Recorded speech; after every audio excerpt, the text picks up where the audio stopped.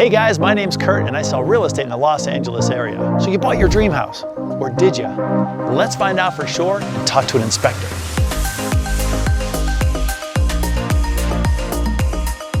Hey Brett. Hey, good to see you again, Kurt. Good to see you. So Brett, you do general inspections. What does a general inspector do? The inspector is dealing with the issues with the property and kind of communicating those issues and protect the buyer from getting into a money pit. Right. The inspector is going to check the foundation, the roof, your plumbing systems, your electrical systems, a general understanding of the property. I'm the bad guy. Like, I'm here to tell you only the bad stuff. That's all I'm looking for. Like, my job really is to make them understand what they're buying. And the agent can decide what to negotiate once they understand what the problems are with the property. Cool. Hey, you ready to inspect the house? Absolutely. Let's go have a look. Yep. So we have the electrical panel, 200.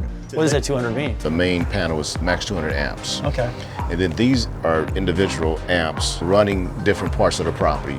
We're looking for breakers that's overheating. This one looks like it's in decent shape just from an exterior look. So just by looking at this, what does that tell you about the rest of the house as far as dealing? Well, this has a more current electrical system. Chances of the outlets being grounded is high. And you want your electricity grounded so it doesn't zap you, or? Well, so it doesn't catch on fire. Oh, well that's, yeah, you don't want that, yeah. So this is like the water for the house. Yeah, so this is where the inspector typically would check your pressure going into the property. And what's a good pressure for a house? 80 PSI is a good number to have your pressure at. And we are looking for the type of plumbing that's here. What kind of material is this? This is copper, and copper is typically better than your galvanized plumbing because it's not going to corrode.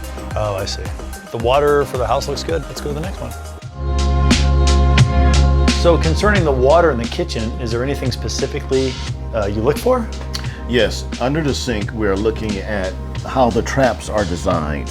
We want to see a P-trap like the way this one is. There's times where you'll see an S-trap, okay? An S-trap will actually allow the gases to be released up through the sink area, and that's actually a safety and health issue. Sewage smells coming through.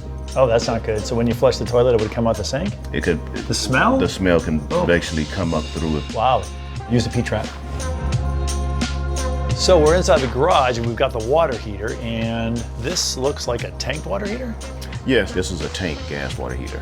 One thing I noticed that this water heater does not have a shutoff valve. We will put that in the report, as well as the pressure relief valve extension line should exit outside the building. And water comes out of there when it gets too hot? It relieves pressure so that this doesn't turn into a bomb. And it looks like there's a couple straps on here, which is for earthquake. It is double strap, which is required, but there's bracing that's missing. You want to have something to keep the water heater from actually rocking in the case of an earthquake. Great. What's next?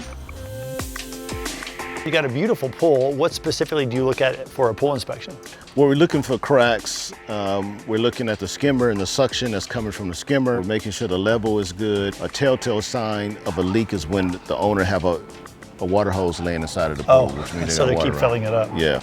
So what's the skimmer do? I mean, is this where all the garbage goes in? The skimmer is actually the return from the water being sucked out, and it basically catches all the debris from the pool. And everything looks good here. At the pump, you have a couple of things. You have the filter here. Oh, okay. And the pump is typically on the ground. And how does this system look to you? No leaks. It looks good. Great. Now that we got the pool all squared away, I'm ready for a swim. Yeah, let's go.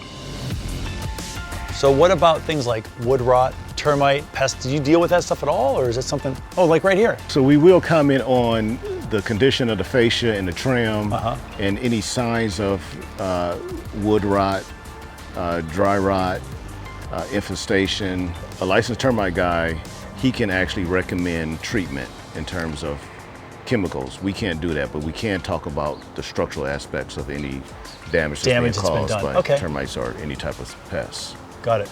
Looks like someone tried to frost a cake. It looks like a very bad patch job. Yes, Play-Doh. Yeah. I think my niece can do better. She's 5. So overall, the house looks pretty good. It just has a few items that need to be taken care of.